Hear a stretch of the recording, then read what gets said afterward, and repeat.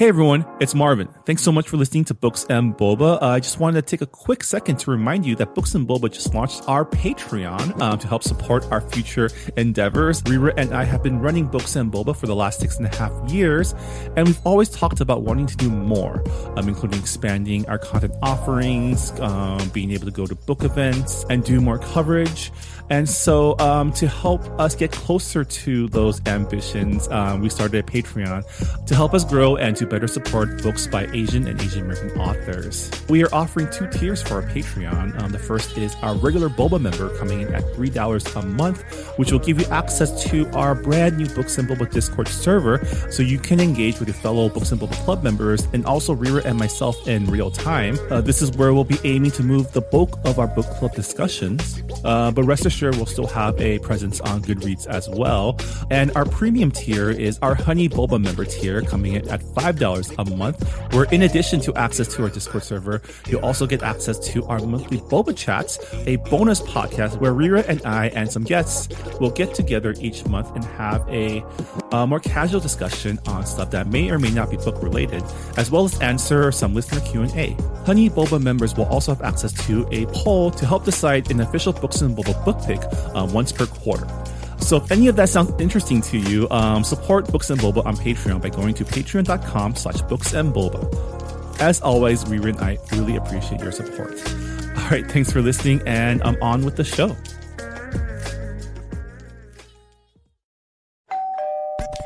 You're listening to Whoa! Potluck.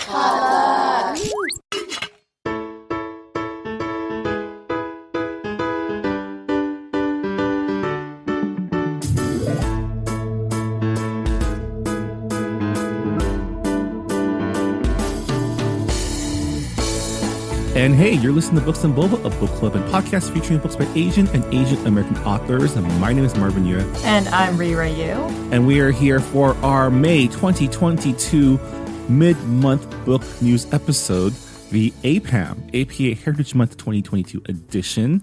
Rira, how has your Heritage Month been going? It's been pretty busy with me going to book signings and managing our reading challenge. For those of you who are unaware, we're doing our annual Asian Books Challenge.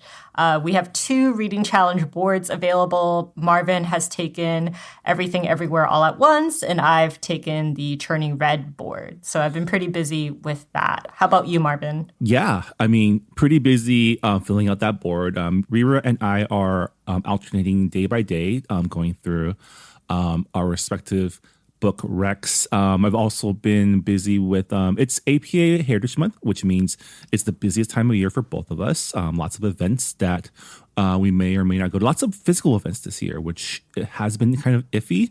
I feel like I've been busy just going to virtual events.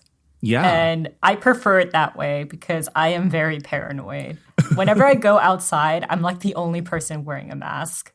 And I'm like, why? The pandemic is still here. It's still like super contagious. Yeah. I was just I was running a few errands yesterday in Orange County, and Orange County's the worst, Marvin. It was pretty bad for the most part. And then I stopped by an Asian bakery and everyone was masked. I'm like, my people. Yeah, you have to stick to the Asian neighborhoods because they know what's up. They know what's up. But yeah, we are here to talk about the latest book and publishing news from Asian and Asian American authors. So let's get started with the latest publishing announcements. This list is curated by Rira every month, sourced from Publishers Weekly and social media. So let's get started. Rira, what is our first announcement? Amulet Books of Abrams has acquired Nguyen-Hayama's debut YA novel, Benten, School of Esoterics. In this magical boarding school story set in Japan and drawing on Asian myths and folklore, an ordinary Tokyo girl discovers her powers and her best friend, a Korean fox spirit, battles prejudiced suspicions as they hunt the evil spirit attacking students. Publication is scheduled for 2024.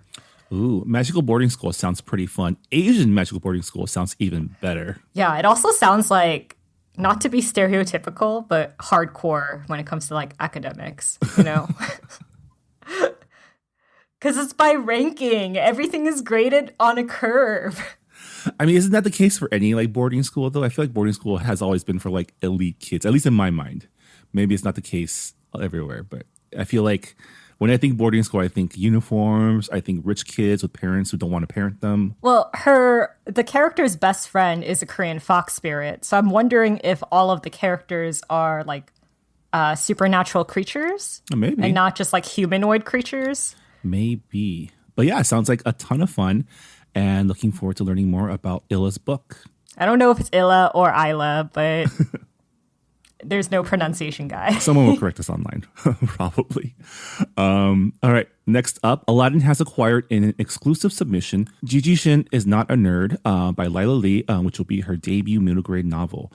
Pitched as The Babysitter's Club meets Front Desk, Gigi Shin is Not a Nerd follows the story of a 12-year-old Korean-American girl who aspires to escape her boring Texan suburban town and go to a prestigious summer art camp in the Northeast but can't afford it. So she starts up her own tutoring business with friends to pay the way. Publication is set for spring 2024. Wow, if this isn't my life as a college student, where I helped people write essays and got money for my time. Yeah, but you're making college student money there. This is like a 12-year-old. This is like middle school tutoring other kids, which, to be fair, if you were to do a babysitter's club, quote unquote, for Asian kids, it would make more sense to be a tutoring service than like a babysitting service, right? I guess so. Like I grew up going to cram schools, so I was the one who was being tutored. And usually it was adults tutoring me. Yeah. So I don't know. It's nice to read books about kids being entrepreneurial. That's true. I never really did a summer camp. Like all I had was summer school. I think the closest thing to summer camp I had was like math camp. It wasn't even math camp. It was just take trigonometry during the summer at Jaime Escalante's math program at East Los Angeles College, so I can skip a grade and take pre-calc as a sophomore. It's interesting that it's an art camp, because as someone who like did visual arts all the way up until senior year in high school, I just went to an art school. And literally that was like my summer. Going to cram school, going to Korean school, and going to art school. Yeah. Pretty much schooling. Sounds about all the time. Right. All right, next up, in a 6-figure auction, Harper Voyager acquired Thea Guanzon's debut trilogy, The Hurricane Wars. The series is described as an enemies to lovers fantasy romance set in a Southeast Asian-inspired world of magic, airships, and strange beasts. The first book under contract is set for fall 2023. Man, say less. This sounds great already. Like it's hitting every single one of both of our buttons. The Asian-inspired fantasy and the enemies to lovers romance. And airships. Yay. It sounds... You know, there's a mix of steampunk there. Yeah, excited to learn more. It's going to be a trilogy, so obviously this first book is probably going to end on a cliffhanger, which, you know, as long as you know there's a trilogy coming, I think it's fine. I think a lot of times I have been tricked into thinking something's a series when it's actually standalone, and I'm glad this won't be the case. I can go in with the correct expectations. That's true. We've read a couple of books for book club where we're like, oh, there's a sequel coming out, right? And then we talk to the authors, and the author's like, actually, I did not get signed for a second book for a sequel. And I'm like, yeah. Why? Make it happen. All right. Next up, HarperCollins has acquired Lulu, Sinagtala, and the Tagalog Gods by Gail D. Villanueva. In book 1 of this middle grade fantasy duology, 11-year-old bisexual and epileptic Lulu discovers that the Philippines she thought she knew is actually full of magical creatures and meddling gods. When Lulu and her sister set out to rescue their kidnapped mother, the girls find themselves fighting a powerful enemy, a vengeful spirit whose centuries-old grudge could end the world. Publication for book 1 is set for fall 2023. I love how all these Asian evil spirits have a grudge. And so they're Asian, the ones right? who are wreaking havoc. Yeah, we can hold grudges for a really long time. Our ghosts are pretty scary.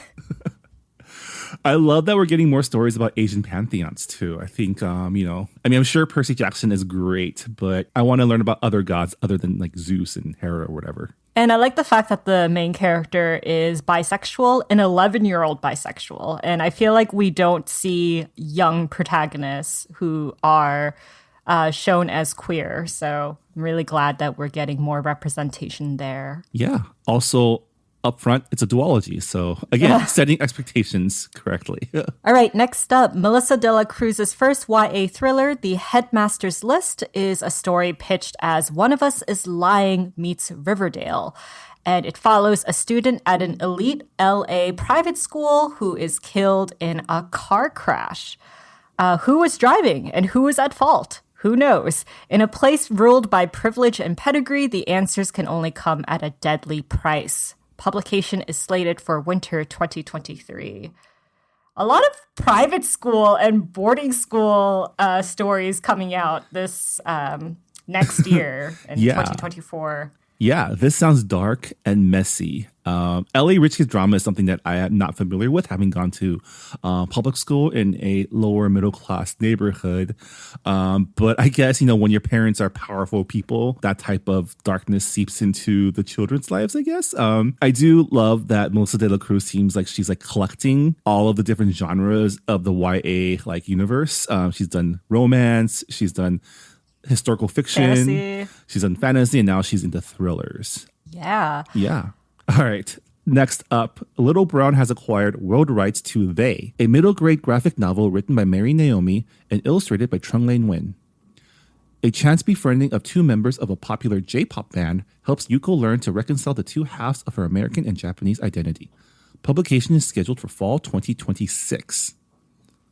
Wow, this one's a ways away, but finally, a J-pop inspired story in the sea, this ocean of K-pop that we've been waddling through the last few years. I listened to a lot of J-rock back in high school, but that's because I was into anime. I still am into anime. I want to say most of my J-pop library in college was probably anime music, to be fair. When I went to Japan for the first time when I was 17, I think. Actually, no, I was younger, but I went to a Japanese record shop and I made sure to buy all of the J-pop, J-rock singers that I follow. I bought a copy of Utada Hikaru's I was going to say album, probably some Utada, and it was right? signed too. It was signed, and I spent so much money on it. And my mom was just like, "Why are you spending so much money on this?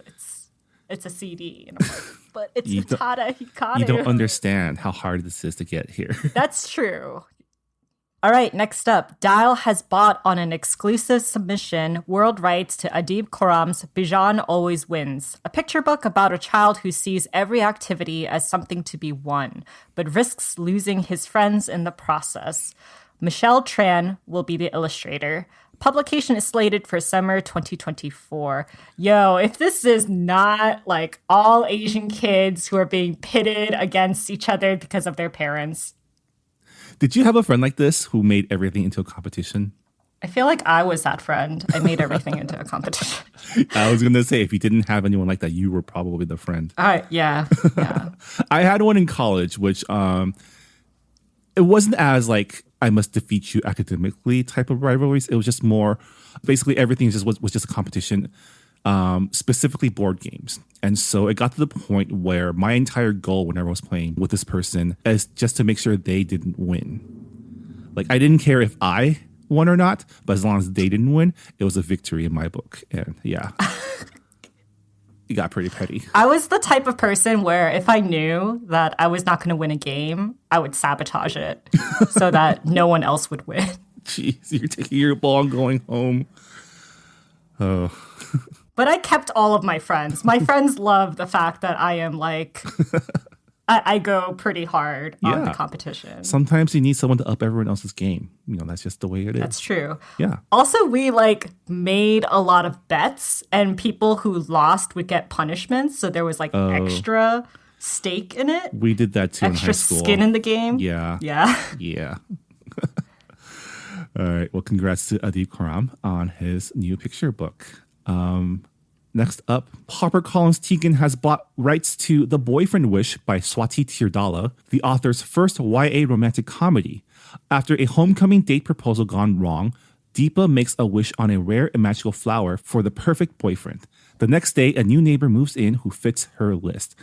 Almost as if her wish has come true. To find out for sure, Deepa must kiss him. Ooh, that escalated. But the more she plans the perfect kiss, the more she questions whether she might be choosing the wrong boy. Publication is set for winter 2024. Wow. I'm trying to think what this reminds me of. This kind of reminds me of 13 going on 30, but that's not the same plot at all. I guess it's just the magical wish. Yeah, I mean, similar. This sounds, cute. Also sounds messy. Kind of gives me vibes of like Never Have I Ever. Homecoming date proposals is something that I thankfully missed in my youth. It's something that's emerged in the age of like Instagram and TikTok. So I'm glad I didn't have to do any of that stuff when I was a kid. I mean, my generation had like prom and homecoming proposals, but we just didn't have social media where you would like show it off to everyone and try to like top each other. Oh. I feel like it's become like really, really ostentatious in the last couple of years. When I was in high school, it was more like, oh, we have to like play it off to be as cool as possible. Like, hey, you want to, come to dance with me? It'd be cool if you did, or not, whatever. I think for my homecoming proposal, the guy gave chocolates to like all of my teachers, I think. And then I would like get treats in each period. Oh, that's some like smooth, mastermind right? Manipulation shit, right? That's like I mean, it was a friend, so it wasn't creepy in my eyes. I was like, I'm gonna bribe your bosses to give you special treatment. I will take the bribes, okay? Like chocolate and snacks are most welcome. All right, next up, Scholastic has acquired world rights to We Who Produce Pearls by Joanna Ho, the author of Eyes That Kiss in the Corners and Eyes That Speak to the Stars. The book will be illustrated by artist and activist Amanda Phingbodhipakkiya. This poetic picture book about Asian American, Native Hawaiian, Pacific Islander history in the vein of The Undefeated, highlights the voices, power, and strength in these rich and diverse communities. Publication is expected for spring 2024. It's never too late to teach kids that Asian is not a monolith, and neither is the AAPI label. And I kind of love, it might seem like it's doing a lot of things, but this book is definitely breaking down that monolith to, teach kids that there are a lot of different cultures inside this umbrella that is more of a political term than like a cultural one, which, is something that us in the AAPI community has always been trying to advocate for. Yeah, I hope that there's a little bit more of Native Hawaiian and Pacific Islander representation in this picture book. We don't know how diverse it is, but Joanna Ho is an awesome author, so I'm pretty sure that there's going to be additional representation in that area. Yeah, looking forward to my nieces and nephews are getting too old for picture books now, but my friends are having kids, so I'll save a couple of these for them. All right, next up, Knopf has acquired world rights to The Spice Box, written by Meera Sriram and illustrated by Sandhya Prabhat. This picture book introduces readers to a boy named Rishi who longs to cook curry alongside his father with the delicious flavors from his family's spice box, which has been passed down through generations. Publication is set for spring 2024. Man, I want some curry now. I was really fortunate to have Indian American friends growing up in high school, and whenever I would go over to their house, they would have really good Indian food, and I would have authentic curry, and it was awesome. Yeah. I love the fact that this is a father-son story, and it's about cooking together. And I feel like I don't really see that kind of bond with father-son relationships. Usually it's like grandmother and grandchild or mother and daughter. Yeah. So I feel like it's flipping the script a little bit. Yeah. All right, next up, Knopf acquired in an exclusive submission world rights for Minh Le and Dan Santat's new collaboration, Built to Last, as well as another untitled picture book by Minh. In this picture book about perseverance and friendship, two friends love building things together, though everything they make ends up falling apart in spectacular fashion. Everything, that is, except for their friendship. Publication is set for summer 2024. This sounds cute. It reminds me of, how, I don't know if this is how you were with your childhood friends, but we would just like make shit up all the time, like build things, like build random stuff out of Legos, we would build pillow forts and whatever. And, the best part of building something is destroying it afterwards, right? Just like letting it all fall apart. Which is that a metaphor? I don't know, but it sounds like a lot of fun. It really reminds me of like some of my old friendships. Have you ever gotten to the brink of ending a friendship because you guys were building IKEA furniture and you're both frustrated because it's not working? I feel like a lot of couples like build IKEA furniture together and they get frustrated and then it's like... Not really. I'm good at building IKEA furniture, so we don't have that problem. Well, you're very lucky.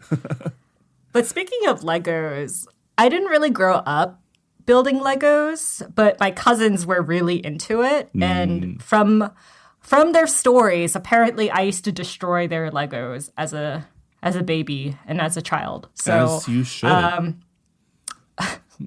They were not happy about it. I think for a while they had like a really deep-seated grudge. Oh, well, whatever. But you can't end family, apparently. So. But yeah, this sounds like a lot of fun. And I'm sure teaching kids to, be okay with things not being perfect and just trying again is, those are good lessons for children. Don't give up. All right. Next up, HarperCollins Tegan has bought world rights to Sunshine in the Monsoons by Tina Athaide and illustrated by Archana Srinivasan. Sunshine in the Monsoons is a picture book set during the monsoon season in Goa, India, when a girl starts new traditions with her family and aging grandmother to find joy even on the rainiest of days. Publication is slated for summer 2025. Monsoon season in Asia is no joke. Yeah. Hey, Rira, so living here in Southern California for so many years, do you miss the rain? No. Actually, that's not true. I do really like rain. But I don't like getting wet. So as long as I have an umbrella, as long as I'm inside, I'm okay. I hated the fact that in Manhattan, the way that the buildings are laid out, the rain would just go into your face because it forms a wind tunnel. So you're fighting horizontal rain. And I really hated that type of rain. So Rira loves the rain vibes, but not the rain physically. Yeah. I listen to a lot of video game music with like rain mixed in that's the best. To the background. Yeah. Animal Crossing music that plays in the rain. Amazing. It's very, very good for relaxing. All right, next up, FSG has bought world rights to Lucky Dogs, which is written and illustrated by Ju-won Oh, the author of Our Favorite Day. Ruth can't have a dog now because she and her mother are soon moving. But before they leave, they foster 3 very lucky dogs, including Cody, who is in a doggy wheelchair. Publication is planned for fall 2023. This sounds cute, but man, pets are so much work. You have to like take care of them and feed them and scoop their poop. The doggy in the wheelchair, it sounds so sad. But so cute at the same time. Yeah. I'm predicting that in the end, they will adopt their foster pets. Or they find new homes. And they're happy, hopefully. Yeah. Well, congrats to Ju-won on his cute doggy book. Moving on to our last book deal, Quiltree has acquired world rights to Mixed Up Mooncakes by Christina Matula and Erica Lyons and illustrated by Tracy Supersack. In this biracial holiday story, a girl gets ready for both Sukkot and the Mid-Autumn Festival by baking a unique treat to celebrate her Jewish and Chinese heritage. Publication is set for fall 2024. Yeah, I was wondering when we'll get our holiday story. It's a 2-for-1 holiday story. It's really interesting because I feel like as we go forward, we're going to see a lot more of this mixing of heritage and traditions. Not only through like families, but also through communities that start, coalescing, hopefully. Yeah, for those of you who don't know, May is also Jewish American Heritage Month. Is it? It fits. Yeah, it is. Yeah. Wow. So yeah, it totally fits. What do you think a mix of mooncake would be between Jewish and Chinese traditions? I would not know because I don't know that many Jewish traditions. I'm trying to think of what a Jewish sweet is, and I'm drawing a blank. This is kind of a blind spot for me. So I guess I'm going to have to pick up this book to find out. And that is our final book deal for the month. Moving on to book news, we do have a couple stories, including, I guess, the biggest story that's been taking the Twitterverse by storm is this announcement of the Percy Jackson casting for, I guess, the upcoming Disney Plus television series, which this is, they made a movie before, right? Yes, they made a movie, which is funny because that also had diverse casting. So I don't know why people are so set aback. I don't know. Yeah. So I'm not as familiar with the Percy Jackson universe, but Rira, what's up with Percy Jackson? Okay, so Leah Jeffries, a 12-year-old Black actress, she was the one who got the role of Annabeth Chase, which is a character initially written as white. And Rick Riordan, the author of Percy Jackson, released a statement after social media kind of blew up over this news, and they started attacking Leah online. A lot of mean things were said, and you can read his statement in its entirety on his website, but I'm just going to read an excerpt. You refuse to believe me, the guy who wrote the books and created these characters, when I say that these actors are perfect for the roles because of the talent they bring and the way they use their auditions to expand, improve, and electrify the lines they were given. Once you see Leah as Annabeth, she will become exactly the way you imagine Annabeth, assuming you give her that chance. But you refuse to credit that this may be true. You are judging her appropriateness for this role solely and exclusively on how she looks. She is a Black girl playing someone who is described in the books as white. Friends, that is racism. Oh, snap! Word. This is how you use your privilege to uplift others. This is how you become an ally. Because if I think about one really powerful white author when it came to casting, she did not do a very good job. I think we all know who I'm talking about. I mean, also, things are always going to be changed in adaptations. And I think expanding characters through casting, whether or not it's color consciously casted, I think is something that is a trend that I've enjoyed seeing in modern media, just because this is how we get Dev Patel playing David Copperfield. This is how we get Asian woman playing the main role in that Shadow and Bone series, which, had its problems, but at least, they were trying. I think people complain about this stuff. They're trying to live in a world that no longer exists and are very, very mad about it. I think it's really disrespectful and disgraceful that full-grown adults are attacking a 12-year-old online, saying that she's not fit for the role, and it's just don't you have better things to do? Also, I really commend Leah Jeffries for having such a strong spine, because she posted a video online to the haters that were sending her death threats and whatnot, and she said, "Stop doing that. I know you think that it's going to hurt me. It's not. You're just wasting time. I'm still confident in myself."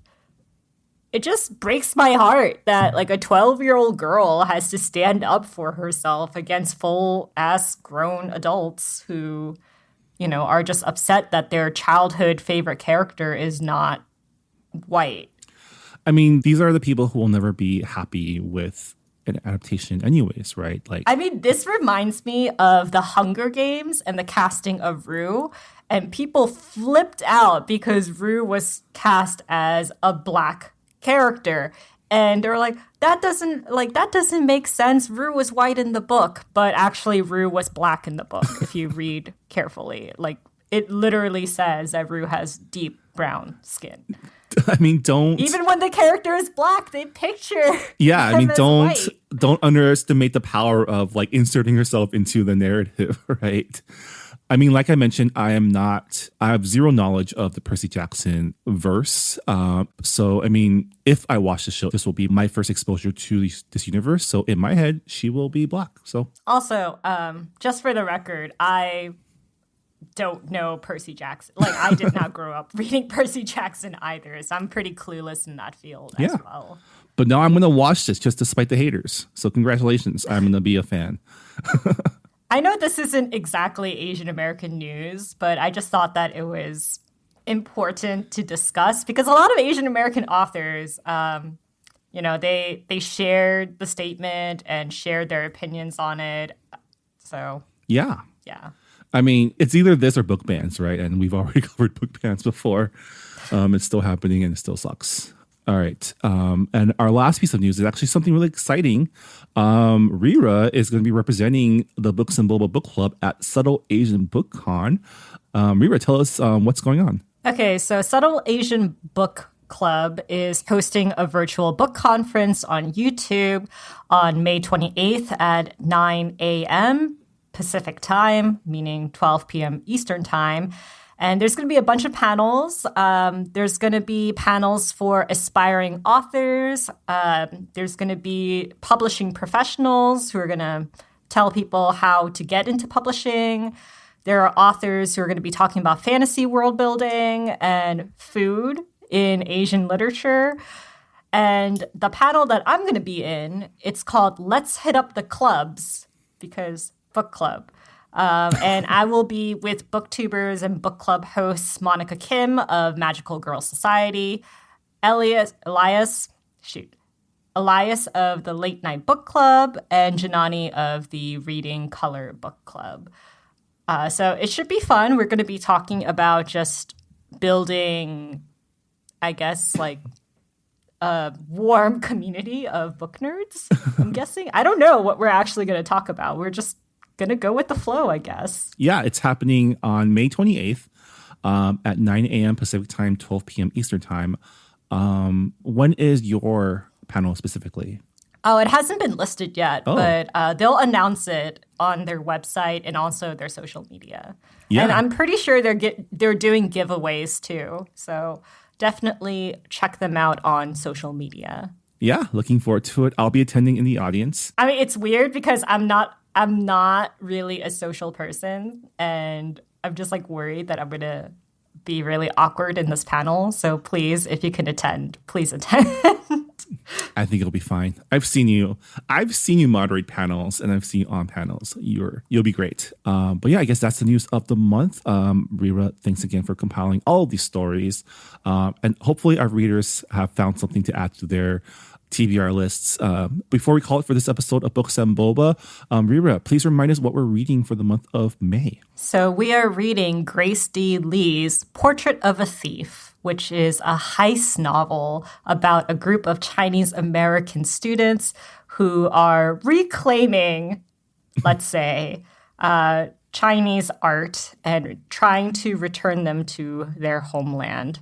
So, yes, it's going to be a pretty fun read. I just started. I'm not a very good role model for book clubs because I start late in my reading. But there's plenty of time to finish the book. So if you have not started, now is a good time. Yeah. We'll be discussing Portrait of a Thief at the end of the month. So if you've already finished the book and have some thoughts, please let us know on our Goodreads forums.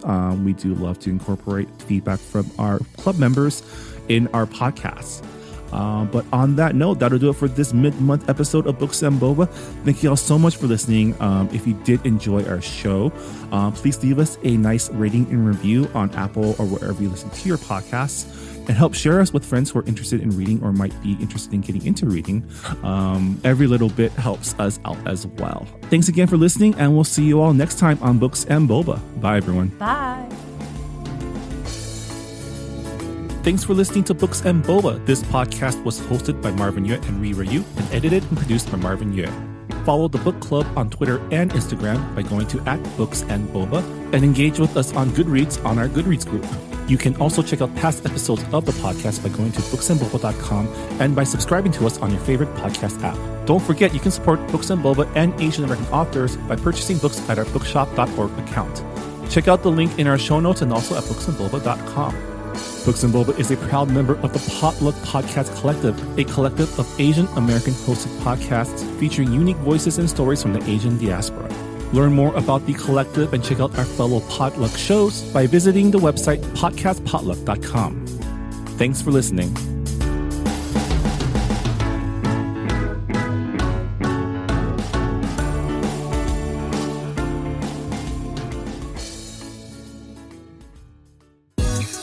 Life gets a little crazy sometimes. Sometimes it's confusing, sometimes it's funny, sometimes it's beautiful, and sometimes it can just piss us off. Enter First of All Podcast. It's a safe space for real conversations about the things that we all struggle with, celebrate, contemplate, and work through in our daily lives. I'm your host, Mindy Chang. I'm an actor, filmmaker, and entrepreneur with a colorful background, a full life, and brilliant friends who I love to unpack life with to share with all of you. They are everyday people like you and me, ranging from award-winning artists, cultural icons, powerful CEOs, my hilarious childhood friends, and even my mom. Tune in for honest conversations on mental health, dating, sex, family, career, culture, and everything in between. Listen to First of All wherever you find podcasts, part of the Potluck Podcast Collective.